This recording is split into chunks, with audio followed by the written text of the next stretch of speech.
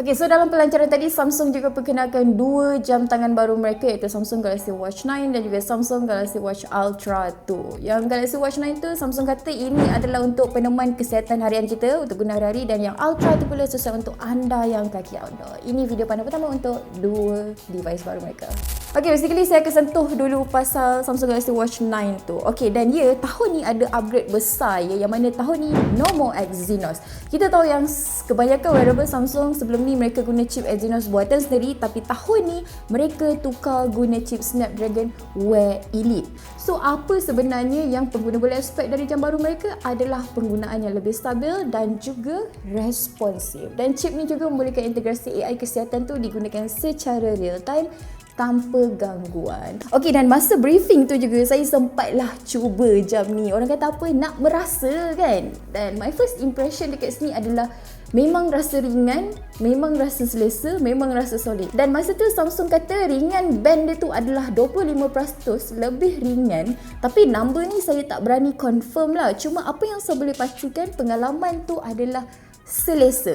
Rekaan memang tak banyak berubah dan tak ada berubah rasanya daripada tahun lepas. Kalau tengok daripada luar ni memang nampak sangat familiar. Kerangka 4 segi, tengah dia ada skrin bulat, jadi vibe dia memang rasa bersambung dengan generasi sebelum ni, Watch 8. Masih guna bahan yang sama iaitu aluminium alloy dan juga masih mengekalkan butang kawalan standard dekat tepi ni. Ada crown, ada side button. Jadi perubahan besar sebenarnya adalah lebih kepada dalaman tadi, hardware dan software. Contohnya saya kata dia pakai chip baru Snapdragon Wear Elite tadi, dan juga Samsung kata tahun ni bateri adalah 350 mAh yang 20% lebih baik berbanding Watch 8. Okey, cukup. Sekarang kita bercakap pula mengenai Samsung Galaxy Watch Ultra 2. Chip baru? Ya, betul. Tahun ni Ultra 2 pun guna Snapdragon Wear Elite, sama macam Galaxy Watch 8 tadi. Dekat sini Samsung claim yang CPU dia naik 32%, GPU dia naik 19%. Tapi ini number. Apa maksud dekat sini?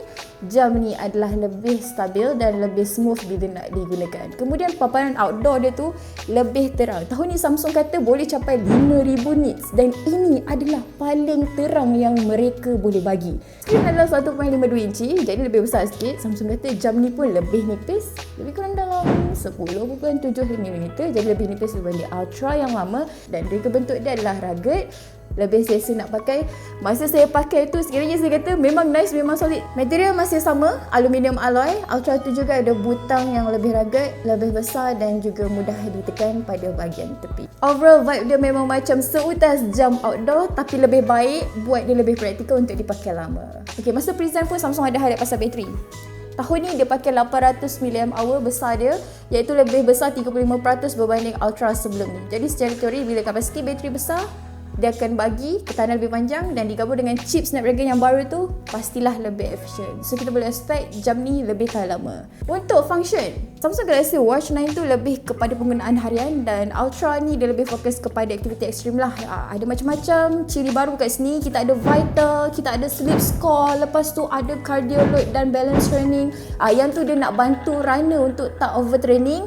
Lepas tu untuk yang Ultra tu dia ada extra point dekat sini. Mereka ada trail run, lepas tu ada nutritious alert yang boleh pastikan bila anda kena minum air, dan mereka pointkan kat sini adalah mode diving secara automatik bila masuk air. Jadi itulah sedikit mengenai Samsung Galaxy Watch 9 dan juga Samsung Galaxy Watch Ultra 2. Kedua-dua punya fokus yang berbeza, tapi tujuan yang sama untuk jaga kesihatan kita. Okey, mana-mana details pasal harga ataupun feature yang mungkin saya tak sempat cover dalam video hands-on ni, boleh baca di laman amans.my untuk lebih info lanjut. Assalamualaikum.